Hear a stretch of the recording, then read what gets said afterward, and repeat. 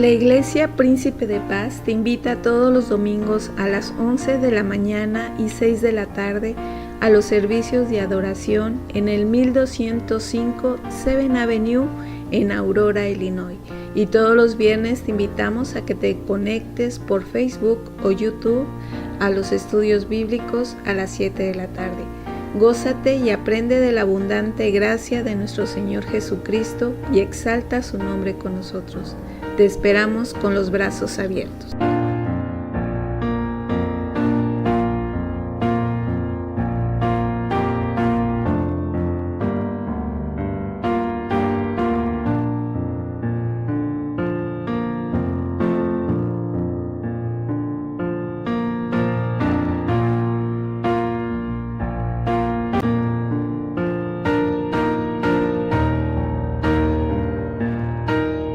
La Iglesia Príncipe de Paz te invita a todos.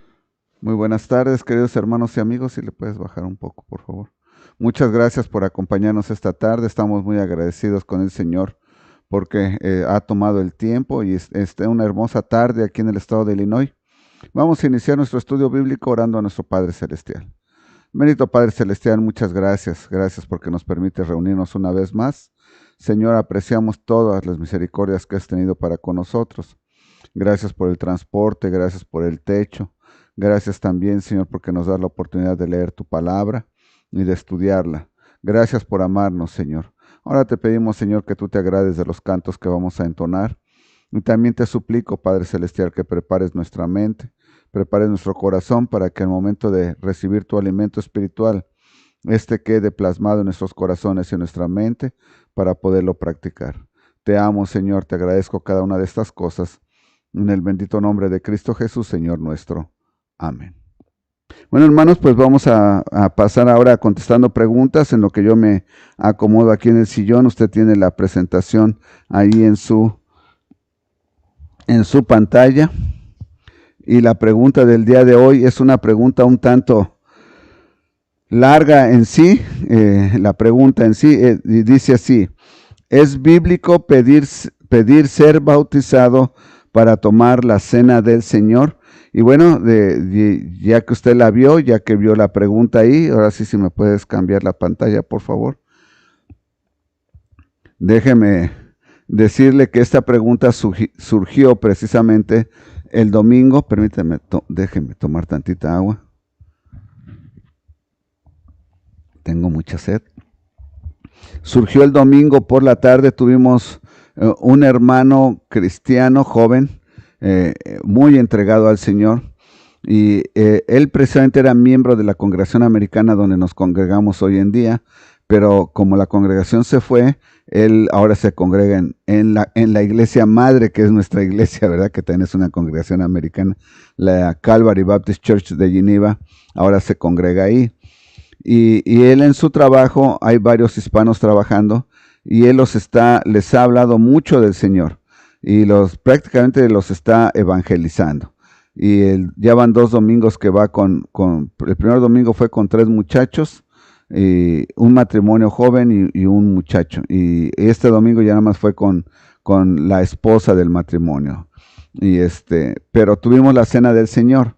Y después de que tuvimos la cena del Señor, ya que nos despedimos y todo, cuando tenemos la cena del Señor, yo siempre, en nuestra congregación, yo siempre he indicado que para tomar la cena del Señor, es necesario que la persona, el requisito número 1 es que tiene que ser, ya tiene que haberse convertido a Cristo como Salvador. Es el requisito número 1, uno de los más importantes, o el más importante. Y el número 2 es que tienen que ser bautizados para poder tomar la cena del Señor. Y siempre lo digo cuando tomamos, y especialmente si tenemos invitados, no tomamos la cena del Señor de una manera cerrada. Una manera cerrada es cuando solamente los miembros de la congregación que han aceptado al Señor Jesucristo y bautizados pueden tomar la cena del Señor. Y los invitados, aunque sean cristianos y sean bautizados, si no pertenecen a la congregación, no se les permite, no. Nosotros tenemos una comunión, lo que se le llama una comunión abierta. Cualquier otro hermano, por fe, creemos que nos está diciendo la verdad, que aceptó a Cristo y que es bautizado, puede tomar la cena del Señor con nosotros. Entonces, ya que terminó el servicio, Este joven se acercó a platicar, a comentar, les gusta platicar mucho, ¿verdad? Y me dice, bueno, dice, yo noté, dice, y mi amiga me preguntó, su amiga con la que llevó, dice que si ella podía tomar la cena. Ella recién aceptó ya a Cristo como Salvador, ¿verdad? Él la llevó a los pies de Cristo y aceptó a Cristo como Salvador. Y él le dice, no sé, dice, ¿qué fue lo que dijo el pastor? Y ella dice, estaba un poco distraída, parece ser que dijo que si no soy bautizada no puedo. Entonces él dijo, no, entonces no puedes. Dice, pero yo, dice, a raíz de eso me surgió la duda. Dice, porque cuando yo me congregaba aquí con el pastor Allen, dice, el pastor americano, él requería también, como tú, que fuéramos bautizados las personas para poder tomar la cena del Señor. Pero en la congregación donde me estoy congregando ahorita, el pastor dice que es suficiente con que alguien sea creyente. Dice, entonces, ¿me puedes explicar? Y le digo, bueno, claro, le voy a contestar en las preguntas el viernes con todo gusto.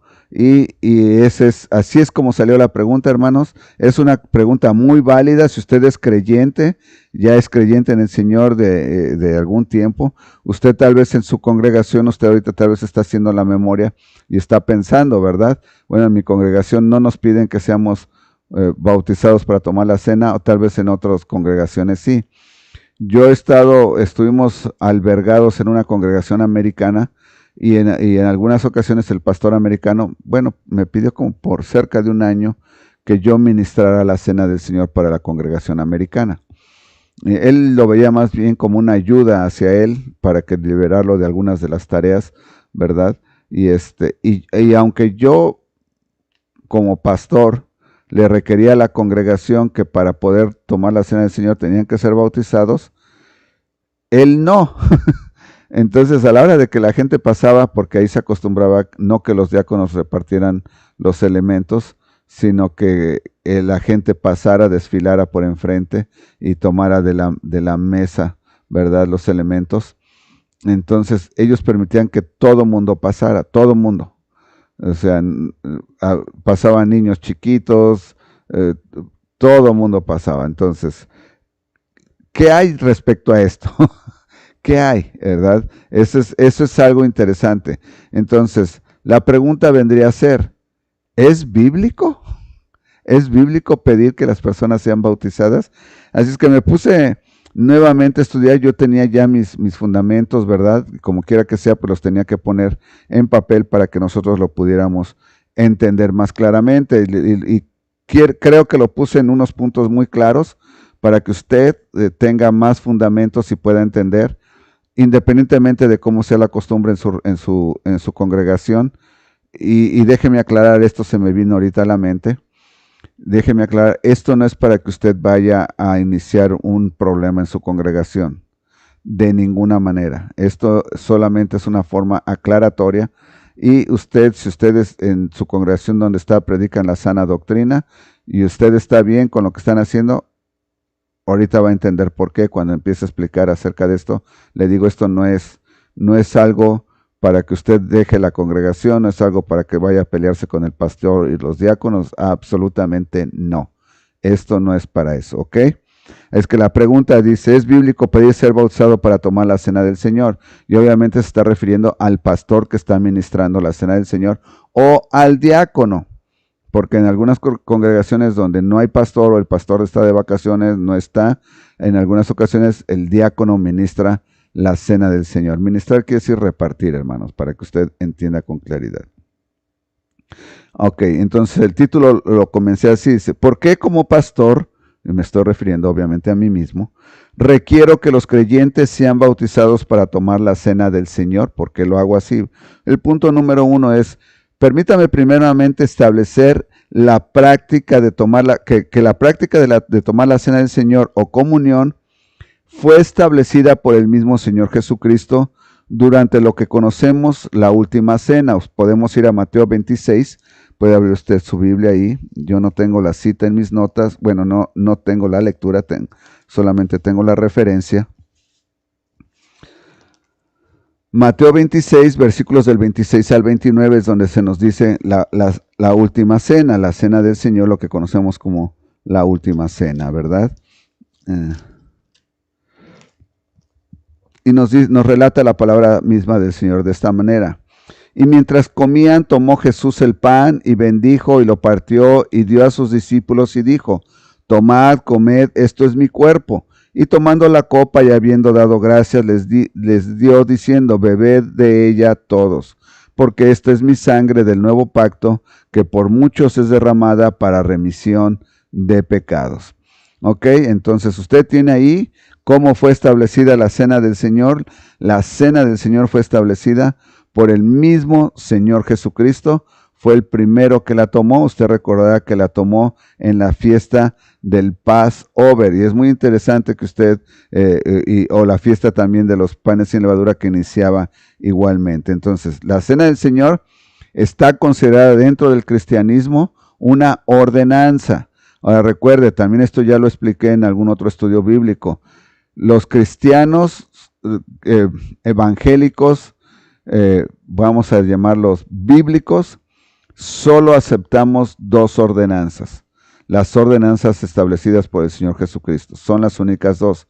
La primera la acabo de explicar, precisamente, que es, es una de las dos. Es la cena del Señor, ¿verdad? Ahora, la segunda ordenanza, como en el orden que yo la tengo, es el bautizo. Ahorita le voy a continuar. Dice, el bautizo nos fue ordenado también por el Señor Jesucristo en Mateo 28, del 16 al 20. Usted recordará la gran comisión, ¿verdad? Y de hacer discípulos a todas las naciones y bautizándonos en nombre del Padre, del Hijo y del Espíritu Santo. Es interesante que usted lo vea. Vaya precisamente a la cita, porque de ahí vamos a continuar estudiando. Mateo 28, versículos del 16 al 20. Nos dice de esta manera: pero los 11 discípulos se fueron de Galilea al monte donde Jesús les había ordenado, y cuando le vieron, le adoraron, pero algunos dudaban. Y Jesús se acercó y les habló diciendo: toda potestad me es dada en el cielo y en la tierra, por tanto, id y haced discípulos a todas las naciones, bautizándolos en el nombre del Padre, del Hijo y del Espíritu Santo, enseñándoles que guarden todas las cosas que os he mandado, y aquí yo estoy con vosotros todos los días hasta el fin del mundo. Amén. Fueron las últimas palabras del Señor Jesucristo en Mateo antes de la ascensión, ¿verdad? Y es precisamente la ordenanza. Así es que tenemos que la primera que el Señor hizo fue la cena, y la segunda fue el bautismo. Ahora, por lo tanto, hasta ahora podemos leer con todas certezas que las dos cosas fueron unas ordenanzas. Ya lo acabo de aclarar. Las dos son ordenanzas por medio del Señor Jesucristo. Ok, ahora, el punto 3. Creo yo que el mismo Señor Jesucristo nos da la pauta para saber que después de haber recibido al Señor Jesucristo como Salvador, cuando dice: haced discípulos bautizándolos, que el bautismo debe de ser inmediato a la conversión al cristianismo. Así que si la persona que se convirtió no quiere ser bautizada, entonces está cometiendo desobediencia, y la desobediencia es pecado, porque el bautismo es la evidencia externa de que has recibido al Señor Jesucristo como Salvador y no te avergüenzas de Él. Ya que si te avergüenzas de Él, se aplica Mateo 10:23, ¿verdad? Si tú te avergüenzas del Señor, Él también te va a rechazar. Mateo 10:33. Así es que usted puede entender entonces que el bautismo es la evidencia externa de que usted ha sido salvo. ¿Por qué la evidencia externa? Porque a usted no le da temor ponerse en público y decir que usted ahora es seguidor de Cristo y que lo bauticen en el nombre del Padre, del Hijo y del Espíritu Santo. Punto 4. Ahora, aunque no encontramos literalmente, y escúcheme bien esto, aunque no encontramos literalmente en la Biblia ningún pasaje que nos diga directamente que el creyente debe de ser bautizado siendo inmerso completamente en agua y siendo a una edad en la que tenga la conciencia acerca de lo que significa, esto lo hacemos tomando el ejemplo bíblico del mismo Señor Jesucristo cuando fue bautizado por Juan el Bautista en Mateo 3, del 13 al 17. Usted recordará eso. Usted no encuentra en otro lugar donde se nos diga que lo debemos de bautizar de esa manera. Sin embargo, todas las iglesias bautistas, todas las iglesias evangélicas, bíblicas, todo el mundo bautiza por inmersión porque estamos imitando al Señor Jesucristo, ¿verdad? Punto 5.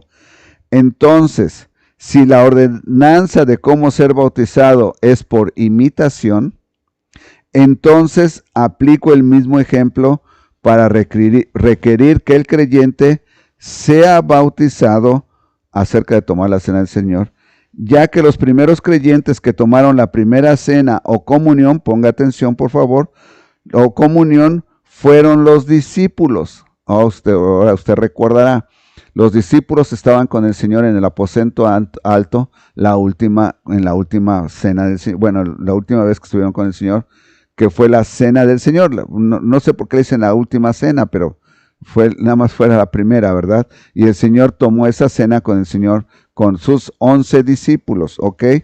¿Por qué le digo esto? Vamos a ver por qué le digo. Y sabemos que por lo menos 2 de los discípulos fueron, antes de ser discípulos del Señor Jesucristo, fueron discípulos de Juan el Bautista, por lo que podemos inferir que fueron bautizados por Juan con respecto al, que fueron bautizados por Juan, porque Juan el Bautista es lo que predicaba, es lo que decía, ¿verdad? Que se bautizaran para arrepentimiento de pecados. Juan el Bautista bautizó al Señor Jesucristo. Y sabemos que por lo menos Andrés sí se nos dice en la Biblia que fue discípulo de Juan.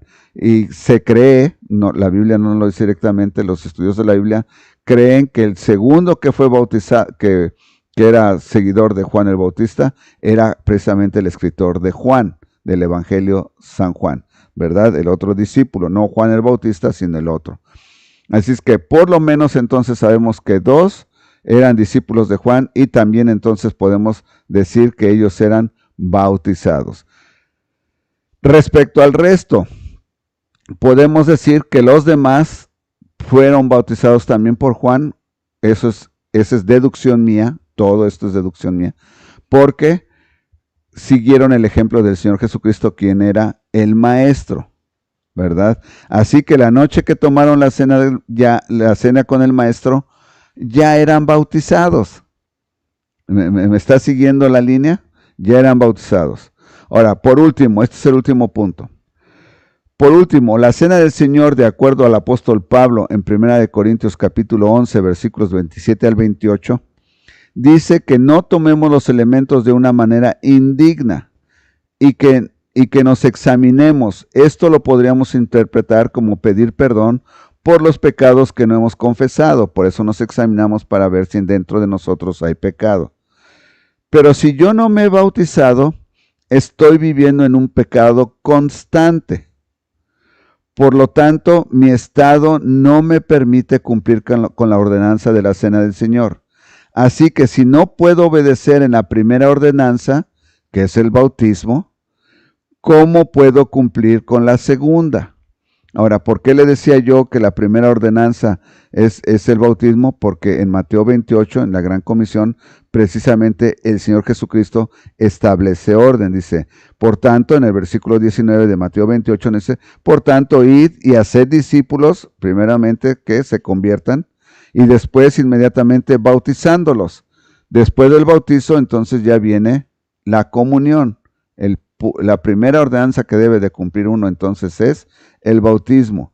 Entonces, si yo soy el pastor y yo le digo a la congregación que no importa si no son bautizados, pero pueden tomar la cena del Señor, entonces yo estoy permitiendo que entre ellos haya algunos rebeldes, pecadores, porque todo, ¿verdad? Porque de hecho sabemos que la desobediencia es un pecado, no porque los quiera ofender, que no quieren bautizarse por la razón que ellos quieran, ¿verdad? No quieren bautizarse, dicen aceptar al Señor Jesucristo, no quieren bautizarse, pero sí quieren tomar la cena del Señor. Entonces, de acuerdo a todo lo que yo le leí, mi conjetura, mi deducción es no es posible. Tenemos el ejemplo bíblico, de acuerdo a lo que yo estudié y concluí, es que el Señor Jesucristo fue bautizado, los discípulos se bautizaron después de él, por lo menos 2 de los discípulos eran bautizados cuando ya habían tomado la cena del Señor.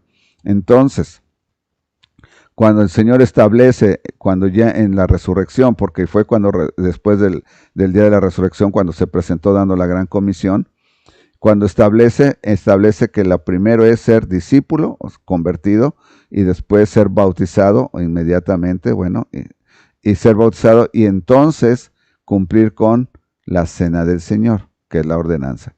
Así es que este es el punto. Puede ser debatido, como se lo digo, no hay una escritura que nos pueda decir firmemente que debe de ser así, al igual que el bautismo. Entonces, si nosotros estamos imitando al Señor Jesucristo, nosotros creo yo que lo correcto es que el creyente deba de ser bautizado antes de tomar la cena del Señor. Para tomar la cena del Señor, debe de ser bautizado, porque es cuando él demuestra su obediencia al Señor y que está dispuesto a seguirle sin ninguna pena. Espero que haya quedado contestada la pregunta.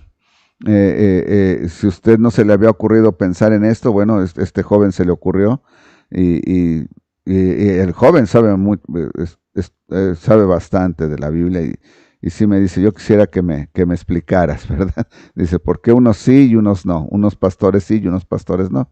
Bueno, ahí lo tiene. De hecho, es porque no hay una escritura que nos diga exactamente cómo. Lo único que tenemos que hacer es seguir la línea lógica. Es lo que yo hice, seguir la línea lógica de la escritura, y la escritura por sí sola nos hace entender con claridad que, de acuerdo a mí, claro, con claridad, que debemos de ser bautizados para no estar en pecados, no estar en desobediencia y por imitación, ¿verdad?, del Señor Jesucristo y de sus discípulos, y entonces podemos tomar la cena del Señor. Ahora, al tomar la cena del Señor, hermano, déjeme abarcar un poco ahí, al tomar la cena del Señor. Muchas personas, todos más bien, venimos del mundo. Todos éramos pecadores y no habíamos sido lavados por la sangre de Cristo. Entonces, algunas personas ya vinieron a Cristo ya adultos. Ya en su vida ya anduvieron probablemente en alcoholismo, o si no en alcoholismo ya tomaban alcohol. En las fiestas, si usted lo quiere así, tal vez andaban en el pecado, vamos a decirlo. Ahora, en la iglesia, cuando se nos da los elementos, acabo de leer, el jugo de uva representa la sangre derramada para perdón de pecados de nuestro Señor Jesucristo. Eso representa el jugo de uva que se nos da. La galleta sin levadura representa el cuerpo molido de nuestro Señor Jesucristo. Por lo tanto, es algo que se debe de tomar con mucha delicadeza, dándole honra a nuestro Padre, a nuestro Señor Jesucristo, por habernos dado la salvación. Así es que cuando usted tome el jugo de uva, yo lo quiero invitar a que se deshaga del pasado pecaminoso que usted recuerda. Y aunque el vasito parece un vaso tequilero, del tamaño de un vaso tequilero, o algunos les dicen un shot, no sé, ¿verdad? Por favor, no tome la sangre de nuestro Señor Jesucristo de esa manera. Tómela de una manera despacio, meditando en que fue derramada para comprar sus pecados y Él los llevó. No haga esto como un acto mundano, ¿verdad? Hágalo como un acto sacro, algo que requiere que nuestro Señor requiere que meditemos y que seamos agradecidos por lo que Él hizo por nosotros. Bueno, ahí lo tiene. Otro problema que sucede durante la cena del Señor es que algunas personas no quieren tomar la cena del Señor, probablemente porque están viviendo en un pecado abierto, probablemente porque tienen un problema familiar, pero déjeme decirle que la cena del Señor precisamente es para que usted recuerde lo que el Señor Jesucristo hizo, y el Señor Jesucristo también nos dio la ordenanza de perdonar. Así es que usted debe de arrepentirse de lo que esté viviendo, pedir perdón, y no debe dejar de pasar en alto la oportunidad de observar la cena del Señor. Tómela, arrepiéntase, esa es la intención. Viva mejor su vida, déle oportunidad a aquellos que le ofendieron y viva mejor una vida para Cristo. Ok, bueno, una vez que hemos tenido esto, vamos a pasar al estudio bíblico nuevamente en Ezequiel. Estamos en Ezequiel capítulo ahora 45. Y bueno, hermanos, déjenme decirle que el viernes, que fue 4 de julio, no tuvimos estudio bíblico precisamente porque fue 4 de julio. Yo no sé, personas de otros países van a decir, bueno, ¿qué tiene que ver con que sea 4 de julio? Bueno, el 4 de julio aquí en los Estados Unidos se celebra la independencia del país, y la gran mayoría de las personas se ponen a ver los juegos artificiales, y entonces no atienden los estudios bíblicos. Por eso es que no tuvimos estudio bíblico. No porque yo me tomara el día de vacaciones, hermanos. De hecho, quiero que sepa que estuve trabajando bastante fuerte esos días, mucho, no, sino que fue porque no íbamos a tener.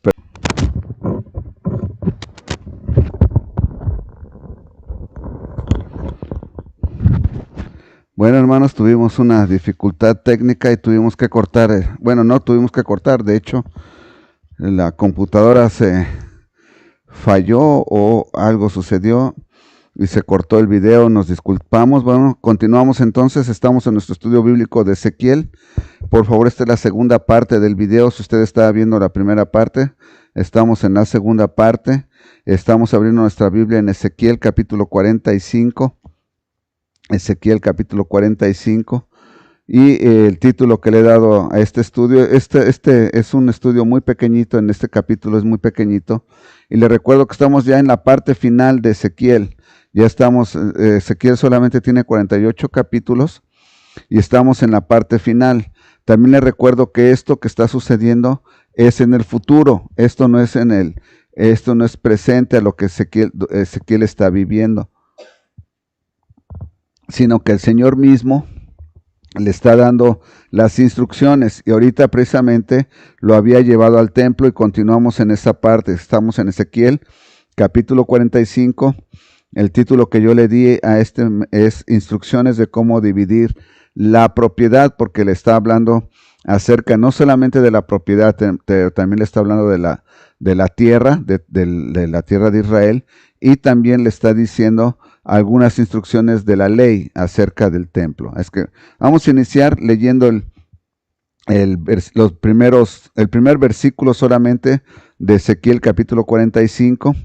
Y dice la palabra del Señor así: Cuando repartáis por suertes la tierra en heredad, apartaréis una porción para Jehová, que le consagraréis en la tierra, de longitud de 25,000 cañas y 10,000 de ancho. Esto será santificado en todo su territorio alrededor. Oremos. Bendito Padre Celestial, gracias te damos, Señor, porque nos permites estudiar tu hermosísima palabra. Gracias porque tú nos hablas historia a través de ella. Y, Señor, también profecía. Gracias por esta profecía que estamos viendo. Señor, no sabemos si la vamos a ver cuando estemos en esta tierra o la vamos a ver cuando vengamos junto contigo. Pero, Señor, gracias por darnos esta visión, porque nos permite, Señor, que a través del tiempo siga vigente y seguimos esperándola, Padre.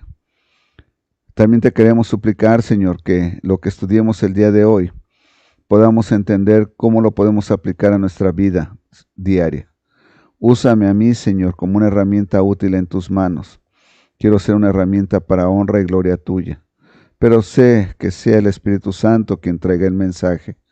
Úsame a mí solamente como una herramienta, hazme dócil a la guía del Espíritu Santo, pero que sea Él nuevamente quien escriba en nuestros corazones y en nuestra mente. Te lo suplico en el bendito nombre de Cristo Jesús, Señor nuestro. Amén.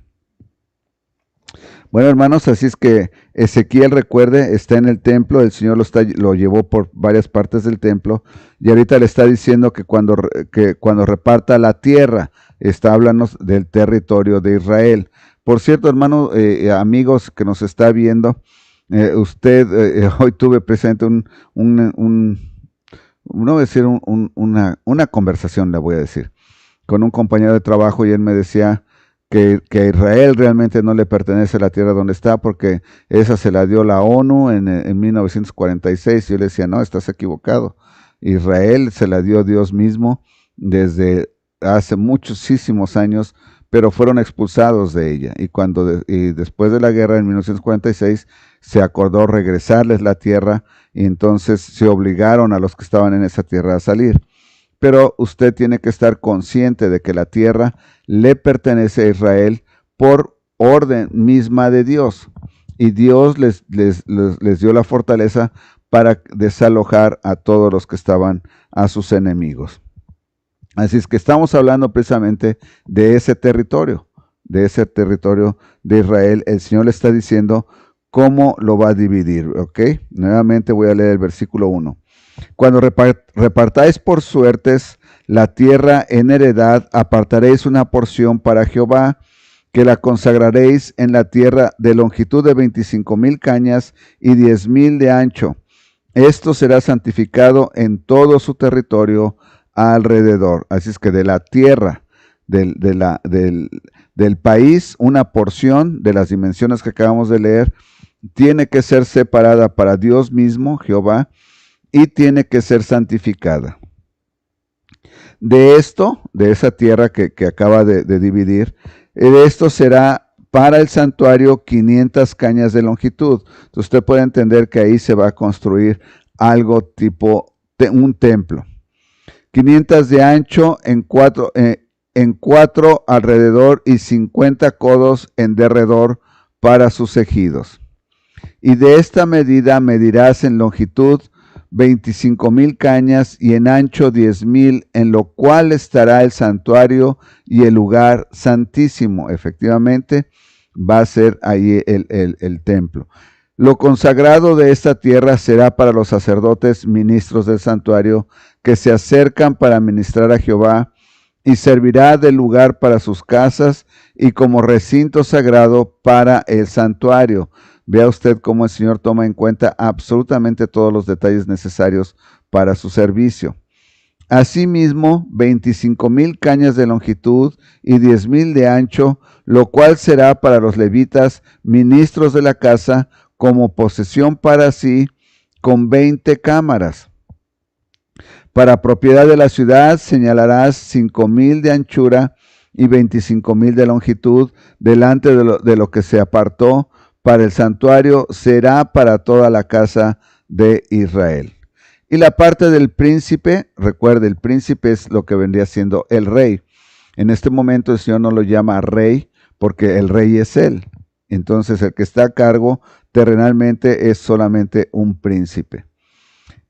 Y la parte del príncipe estará junto a lo que se apartó para el santuario de uno y otro lado, y junto a la posesión de la ciudad, delante de lo que se apartó para el santuario y delante de la posesión de la ciudad, desde el extremo occidental hasta el extremo oriental. Y la longitud será desde el límite occidental hasta el límite oriental. Esta tierra tendrá por posesión en Israel, y nunca más mis príncipes oprimirán a mi pueblo, y darán la tierra a la casa de Israel conforme a sus tribus. Bueno, tome en cuenta que el Señor está consciente de que los príncipes, los que han llegado a ser reyes, en alguna manera han tomado ventaja de la gente. Y por eso dice, de aquí en adelante, de ese punto en adelante, ya no van a tomar ventaja nunca más. Así ha dicho Jehová el Señor: basta ya, oh príncipes de Israel, dejad la violencia y la rapiña. Haced juicio y justicia, quitad vuestras imposiciones de sobre mi pueblo, dice Jehová el Señor. Y es interesante que el Señor nos dé esta información. ¿Por qué es interesante, hermanos? Porque a través de esta información nosotros podemos ver que aunque usted piense que un partido político es el bueno, que otro partido político es el bueno, los partidos políticos están formados por humanos. Y los humanos somos pecadores, Romanos 8 nos lo dice, somos pecadores. Por lo tanto, siempre va a haber falla. Aunque usted le digan que el sistema socialista es el mejor, el sistema comunista es el mejor, que es que no han funcionado hasta ahora porque no lo han sabido llevar, que el sistema capitalista es el mejor, hermanos, siempre que haya humanos envueltos, siempre va a haber problemas. Y aquí lo vemos. El Señor inmediatamente dice que basta de sus rapiñas. Así ha dicho, estoy en el versículo 9, así ha dicho Jehová el Señor, basta ya, oh príncipes de Israel, dejad la violencia y la rapiña. ¿Por qué la violencia y la rapiña, hermanos? ¿Por qué? Por beneficios propios. Los políticos siempre tratan de sacar ventaja. Usted véalo en Cuba. Los líderes de Cuba están mucho mejor que el resto de los ciudadanos. Según es un sistema donde todo mundo es parejo. No, hermanos, no es así. Hay humanos y falla. Haced juicio y justicia, quitad vuestras imposiciones de sobre mi pueblo, dice Jehová el Señor. Y otra cosa de lo que el Señor los acusa es que ellos les imponen al pueblo cosas que Jehová no ha ordenado. ¿Se da cuenta? Son imposiciones injustas, dice el Señor, quitadlas, ¿verdad? Balanzas justas, efa justo y bato justo tendréis. Y aquí entramos a la parte donde ellos precisamente tomaban ventaja del pueblo. No tenían medidas que eran correctas. Usted sabe precisamente, no sé si usted lo llegó a ver, tal vez ya no existe. A mí me tocó verlo en México, ¿verdad? En alguna ocasión estaba en un mercado y llegaron los inspectores y le dicen al dueño del puesto, no me acuerdo de qué era el puesto, y le dicen, venimos a verificar tu báscula. Y le dicen, no, mi báscula no tiene ningún problema. Entonces ellos sacaron una serie de pesas y las pusieron sobre la báscula. Y la báscula marcaba más de lo que debería de marcar, más o menos, no me acuerdo, marcaba mal. Y le dice, tu báscula está alterada, tú estás robando al cliente. Porque ellos traían un set con el que ellos medían a todas las básculas, que era una medida exacta, correcta. Entonces, cuando la báscula pesaba de más, entonces le daban al cliente de menos, ¿me explico? ¿Verdad? Si ellos traían pesas de 1 kilo y la báscula pesaba 75 gramos, ¿verdad? 750 gramos, perdón. 750 gramos, entonces le estaban robando al cliente 250 gramos. Me explico. Entonces, eso es la manera de robar. Bueno, el sistema de medida de ellos era a través de efa, de bato, y verdad, y de este tipo de codos. Entonces tenían ciertos patrones ya establecidos con los cuales medían, pero ellos hacían los propios para sacar ventaja de su propio pueblo. Qué raro, ¿verdad?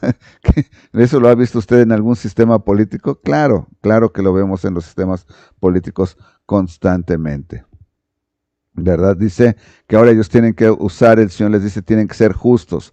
El efa y el bato serán de una misma medida, no habrá con que hay diferentes medidas, porque ellos podrían haber tenido el efa real y el efa del pueblo, y de acuerdo a qué efa, y entonces ahí provocaban una confusión, y los que salían ganando eran ellos.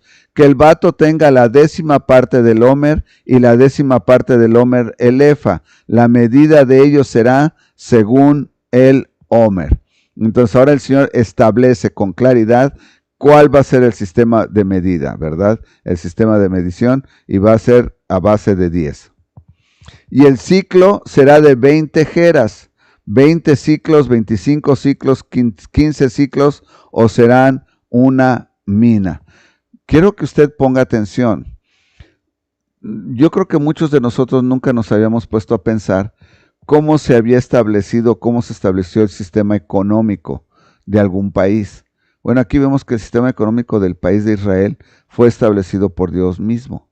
Él dijo cómo iba a ser las medidas y todo, Vea usted, lo estamos leyendo. Esta será la ofrenda que ofreceréis. Ahora está hablando de cómo van a ofrecer la ofrenda los ciudadanos. La sexta parte de un efa por cada homer de trigo. Ahora fíjese bien, si llevan un homer de trigo tienen que dar una sexta parte de un efa. Y la sexta parte de un efa por cada homer de cebada. La ordenanza para el aceite será que ofreceréis un bato de aceite, que es la 10ª parte de un coro. 10 batos harán un homer, porque 10 batos son un homer. Y una cordera del rebaño de 200 de las engordadas de Israel para sacrificio y para holocausto y para ofrendas de paz, para expiación, por ellos dice Jehová el Señor. Fíjese bien. Entonces ahora el Señor ordena. Primero da las órdenes, cuáles van a ser las medidas, y ahora dice, van a traer una cordera del rebaño de 200, o sea, de 200 van a escoger una.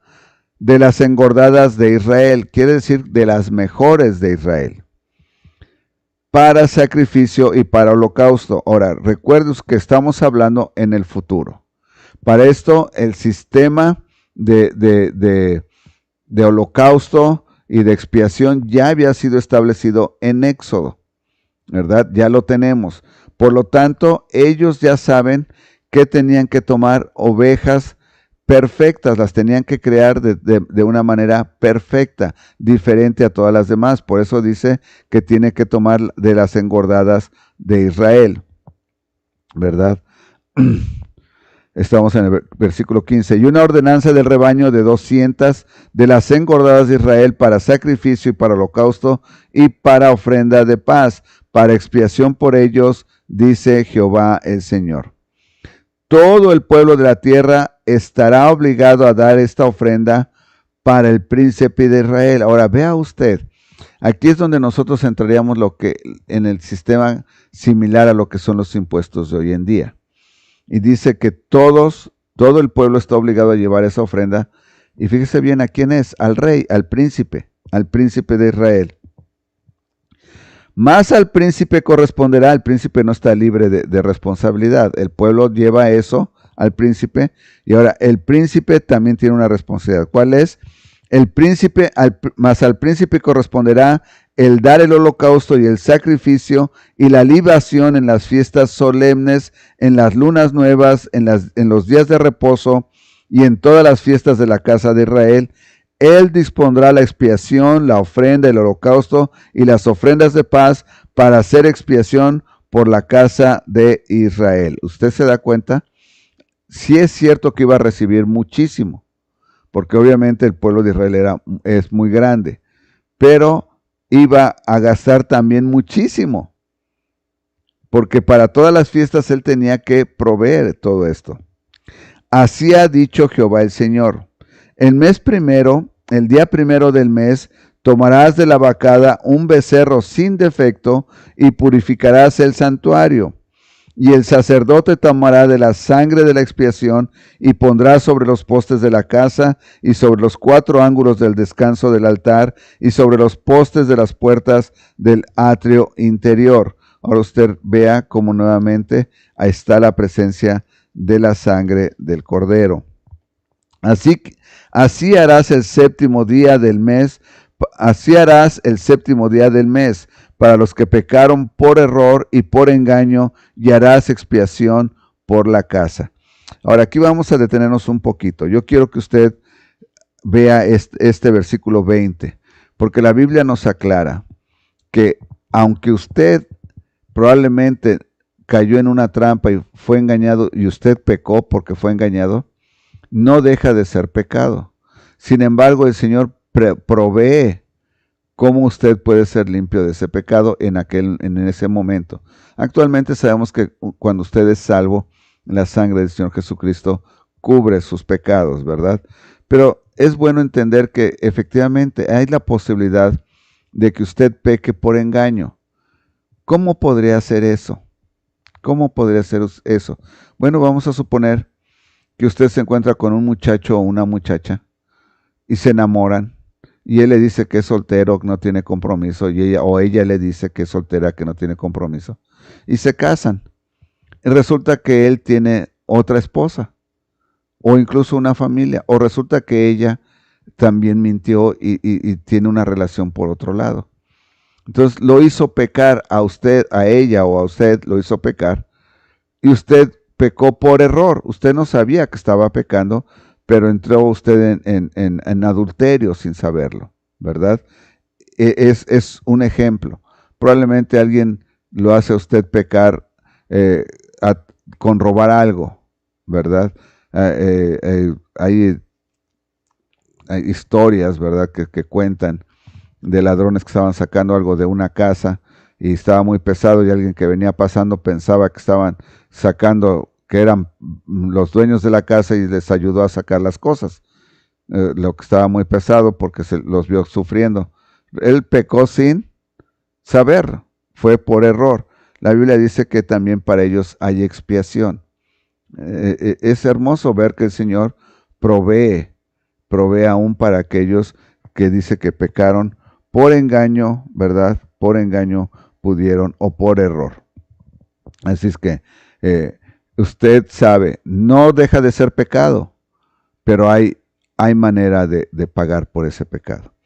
El mes primero, a los 14 días del mes, tendréis la Pascua, fiesta de 7 días, se comerá pan sin levadura. Ahora, si usted se da cuenta, estas instrucciones son muy similares a las de Éxodo. ¿Por qué, hermanos? Porque la gente tiende a lo que el Señor ordenó, que recuerde la fiesta de la Pascua, dice, cuando los sacó de Egipto, les dijo que la tenían que observar para siempre. Es algo de que ellos no pueden dejar de hacer. Y ahora en este templo, en el futuro, porque recuerde que este templo es en el futuro, el Señor les recuerda que esto lo tienen que seguir haciendo.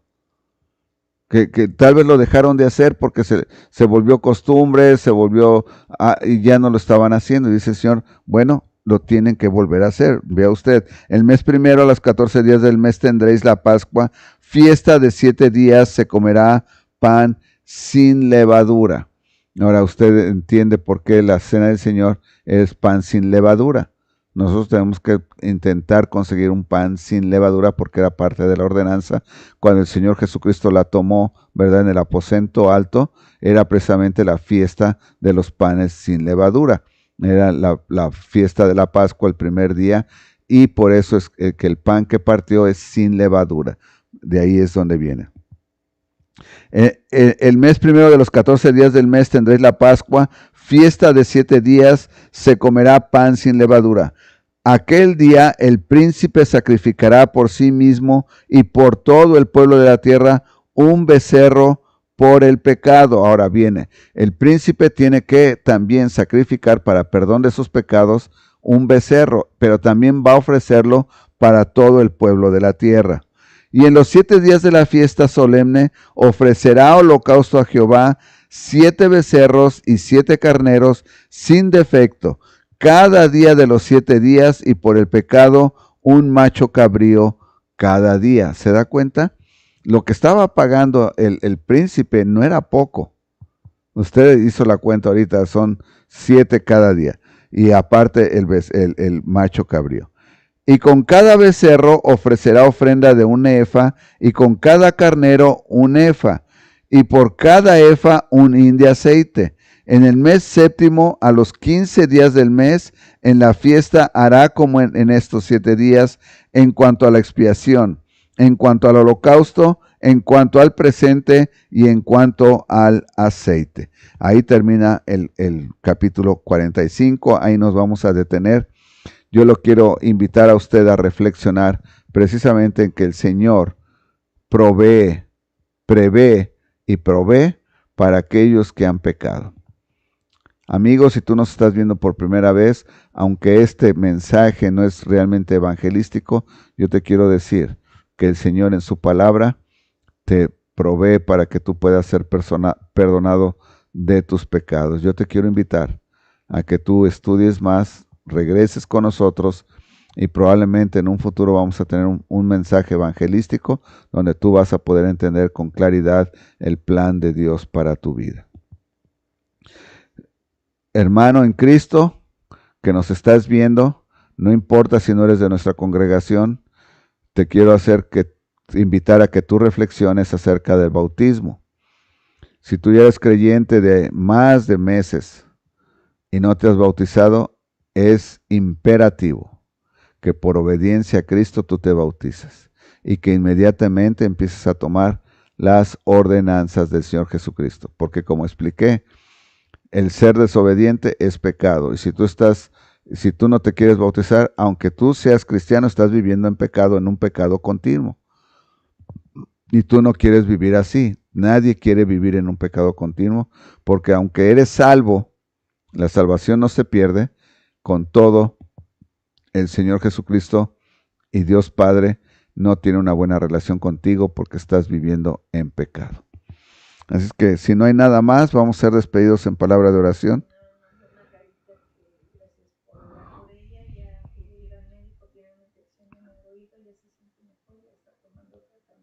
Gracias, la hermana Margarita Celaya manda sus agradecimientos por sus oraciones. Estuvimos orando el domingo por ella y aquí en casa, porque tenía dolor intenso de cabeza y dolor de oído. Y nos dice que ya fue al médico y que gracias al Señor sí tiene una infección de oído, pero ya se la están tratando y ya se siente mucho mejor.